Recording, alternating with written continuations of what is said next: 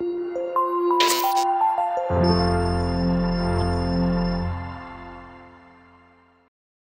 and welcome to Sunmu Minds Academy. This is Ashwin. I welcome you all for current events of the day. So let us take up the topics for today's discussion. We are having almost four topics which are very much important for the prelims as well as for the minds views. The first one is need for police reforms in India, net zero emission principle, suggestions to improve India-Pakistan relations, ways to restore democracy in Myanmar. So let us move forwards to the first one, that is need for police reforms in India.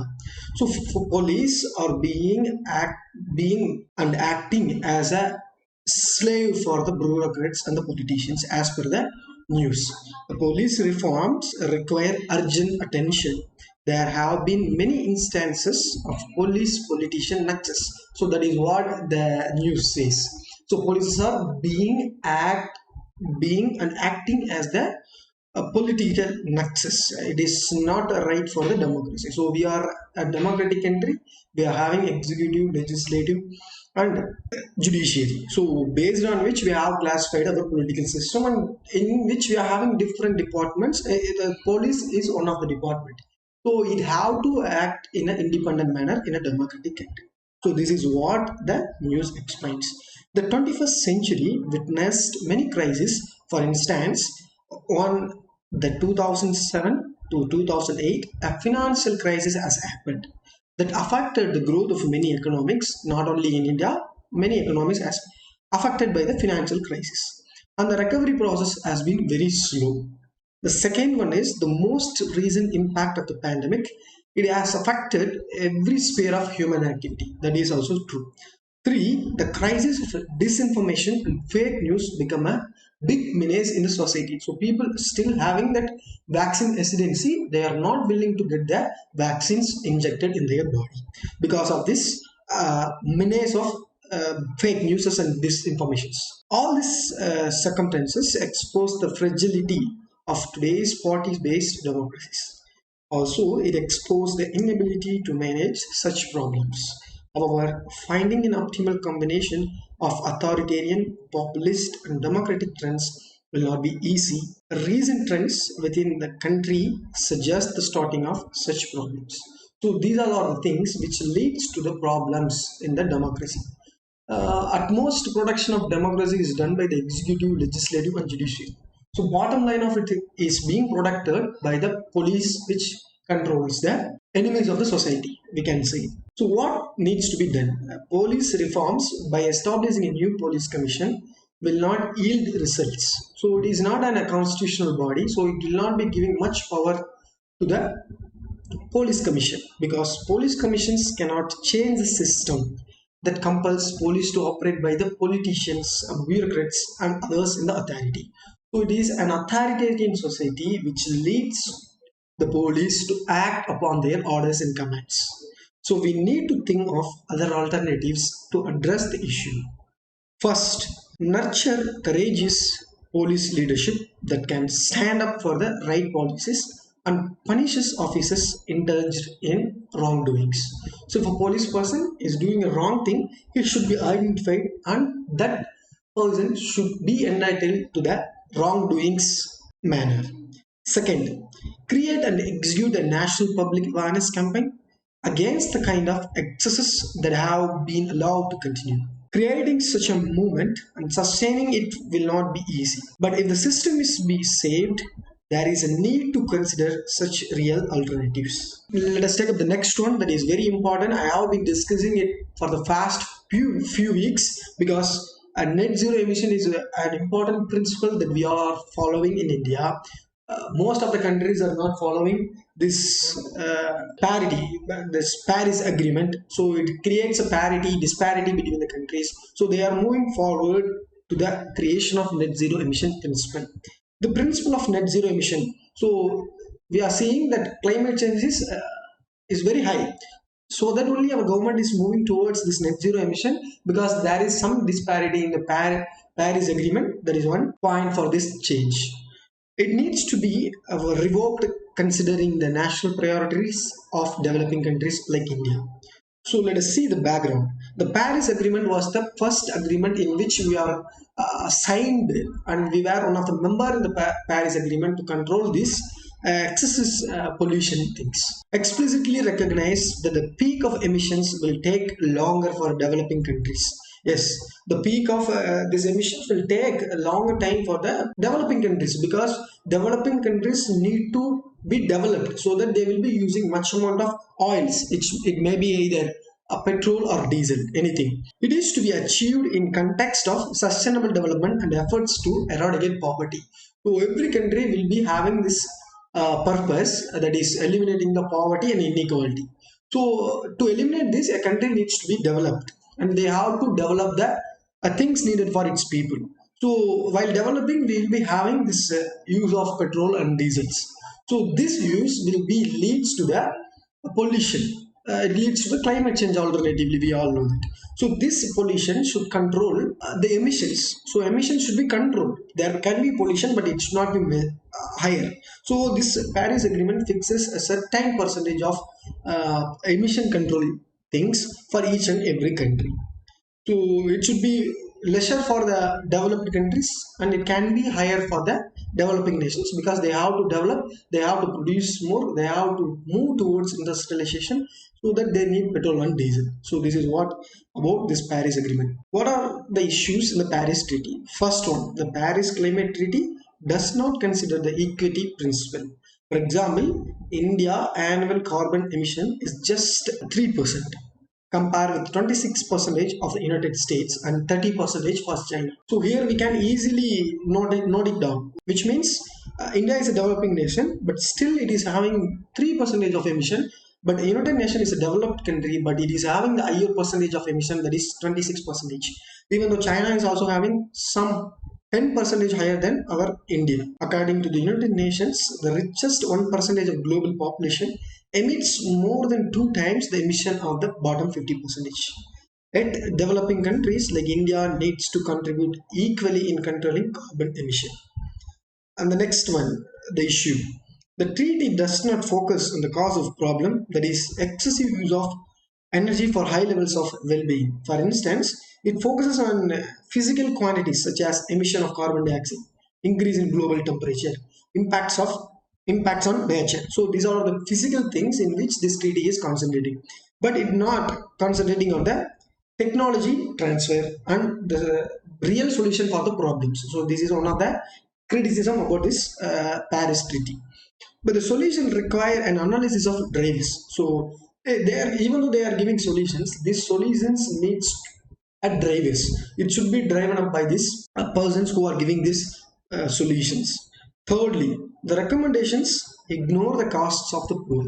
So poor are being ignored. So the recommendations, in the sense, they are telling that we have to move towards that e-vehicles. We should cultivate this green trees. So these things cannot be done by the poor nations. So it can be achieved only by the developing nations. So the treaty is very cognitive and biased, we can say. Why adopting net zero emission targets will be a disaster for India? So obviously the answer is here. That is, India is a developing country, so it have to use its coal, petrol, and other oils to develop its country. So this is the obvious answer. Most of the countries are not willing to adopt this Paris Treaty, because this Paris Treaty is having a bias towards the underdeveloped nation, as the underdeveloped nations thinks. So that is only the reason India is moving towards net zero emission, which is a target fixed by countries itself. So each and every countries are fixing themselves how much they should emit and how much they should reduce the pollution. So this is what all about the disaster things driven by the Paris Agreement to India. So what can be done and what's need to be done? First, India should stress on change in dietary patterns of Western countries. Consumption of meat contributes to a third of global emissions. So we are saying that motor vehicles and usage of lorries and other kind of vehicles leads to this pollution. But while eating this meat, to produce this meat, we are emitting this global. So this is 1/3 of the global is emitted by the consumption of meat. Indians eat just 4 kg a year, compared with around 68 kg in the European Union and twice of that in the US. So it is almost 146 kg in the US. It is twice of European Union in US.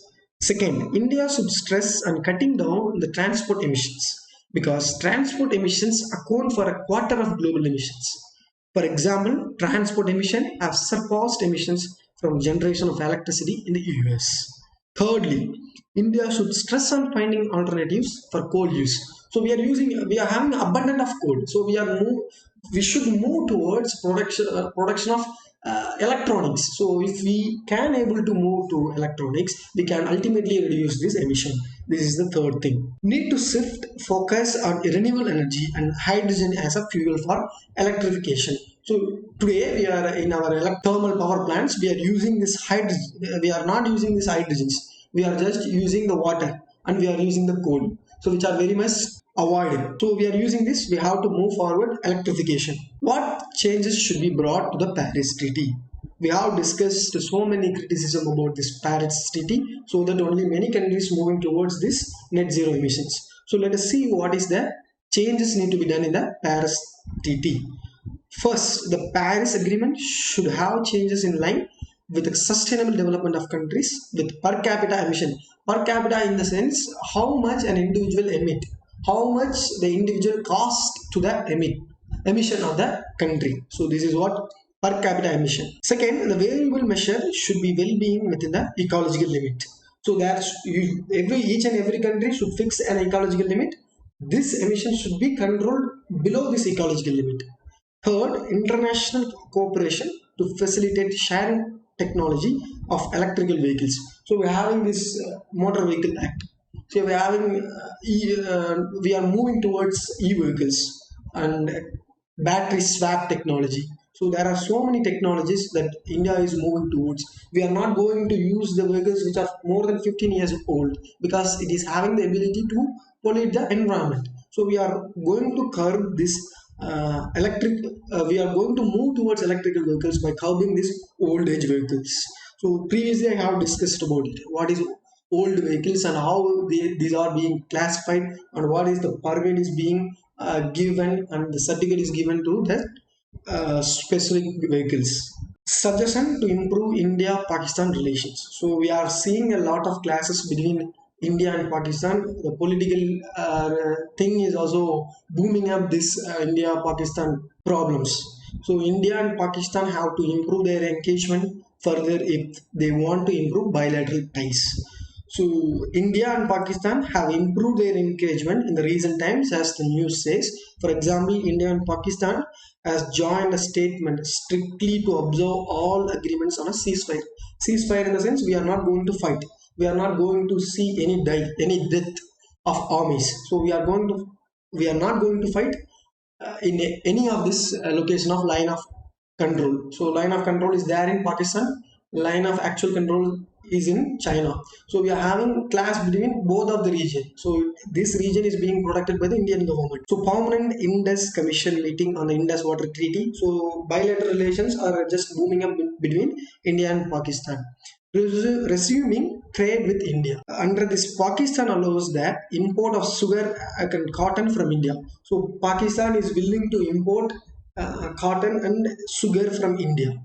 However, this negotiation was retracted from the Pakistan. Pakistan is not willing to. Pakistan External Affairs Minister is not willing to import this cotton and sugar from India. He is having this negligence. What to do? Let us see what happens in the upcoming current affairs. Issuing of sporting visas.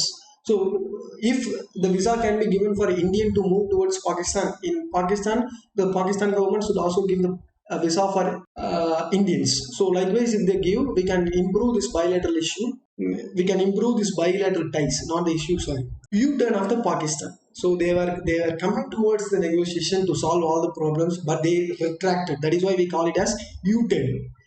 Despite the development, the external affairs minister of both sides did not meet and greet each other at the heart of Asia conference. So recently, our prime minister has attended this Heart of Asia, a conference which has been held through virtually. So virtual meeting was held during this pandemic, in which our government authorities were participated, but the Pakistan uh, external affairs minister is not willing to meet our Indian prime minister and the Indian authorities. So it was on negligence by the Pakistan. Further, the last week reversed the few earlier development as well. So they have reversed some development progression towards India also. This is why there is a lot of problems between Pakistan and India. Pakistan's foreign minister was the one who led the charge of cabinet ministers. He and his colleagues opposed the move of Pakistan's economic coordination committee. So Pakistan is having this committee, that is Pakistan's economic coordination committee. This committee is giving report to the Pakistan government, but the government is not hearing to the own report of its government persons. So this is what the problem here. He was the opinion that the move would violate Pakistan commitments to Kashmir. They are having some problem with Article 370 also. So, but Pakistan is having the willingness towards geo-economics between India and other countries also. Following these developments, the Pakistan cabinet rejected the import proposals of cotton last week. So this is what reverse or U-turn.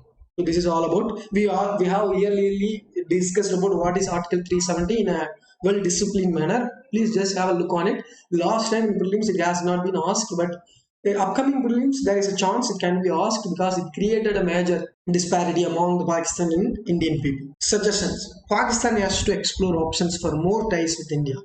This can be achieved by steps such as a restoration of high commissioners in each other's capitals, opening up of cross border. So we are having this border between India and Pakistan, that is line of control. So through this we are making trade between India and Pakistan.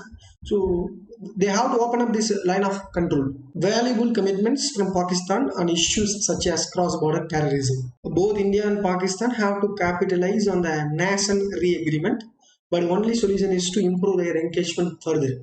So there can be question regarding this because we are having a clash between Pakistan almost 60 50 years. Still this issue is going on. So sometimes this news is popping up. So please have a look on it. Ways to restore democracy in Myanmar. A lot of the journalists are not focusing what is happening in the Myanmar. Myanmar is being occupied by the military. The prime minister was neglected. The prime minister is not ruling the Myanmar, but most of the news are not telling, but we have found out this in Hindu news. Myanmar's military is unwilling to give power to the democratically elected government. So there is a government which has been run by the prime minister who has been democratically elected, but he was not able to run the government because the power of the government was occupied by this military of Myanmar. Let us discuss what is being happening in the Myanmar. Myanmar celebrated its Armed Forces Day on March 27th, but violence broke out during the celebration. It led to killing of more than 100 protesters. So protesters are being killed all over the world. Across the world, more than 1 lakh people are dying because of the protests. But in India, we are having this very minuscule amount. After the military coup in February, this once again brought back the demand for rule of law in Myanmar. India and Myanmar. So India is following its neighborhood first policy. So India is having lot of nations across its border: Bangladesh, Bhutan, Nepal, Pakistan, Afghanistan. There are so many countries in the borders of India. So Myanmar is one such country which is very closer to India. An Indian representative was sent to attend the Armed Forces Day.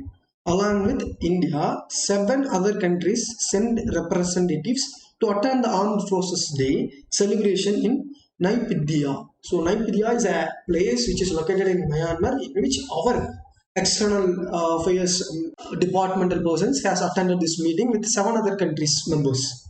This includes China, Pakistan, Russia, Bangladesh, Vietnam, Laos, and Thailand.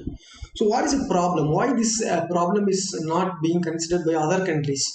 Because India is also having a lot of problems.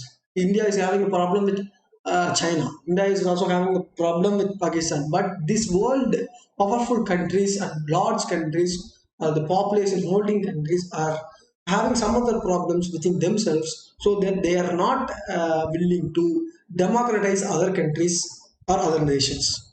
When the military conducted parades, the police and soldiers in other parts of the Myanmar used lethal force. against armed people, unarmed people. I'm sorry, armed people use the lethal force against the unarmed people who just came there to see the celebration of these armed forces. This resulted in the killing of more than 100 unarmed this innocent protesters. India condemned the use of violence. Further, India also asked Myanmar for the restoration of democracy. So India is being condemning the violence is happening in the Myanmar. India is also asked the Myanmar for the restoration of democracy. The difference between the past and present protesters.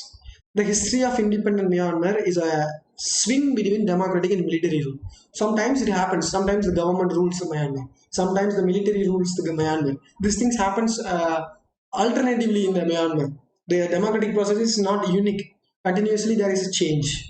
So why this is happening? Earlier, the military rule relied on swift actions to curb protesters in 1988 to 2007. According to independent agencies, the military has so far killed more than 570 civilians has been died because of these protests. These protesters are just in a sense because of their participation in the protest, they has been killed by this military. It includes 46 children since the COP. But the protesters are increasing day by day and not reducing like the past ones. This is due to the following reasons. One is military rule at present followed after a decade of partial democracy. So military saying, the military ruler saying that the democratically elected prime minister is not democratically elected. So this was a thing. This creates a decimation of the government or democracy. Challenge with the banking system and impact of COVID-19 pandemic, support of armed insurgent groups for the protesters. So these are all the things which creates annoyance among the military of Myanmar. Suggestion to bring back the normalcy or to bring back the democracy in Myanmar.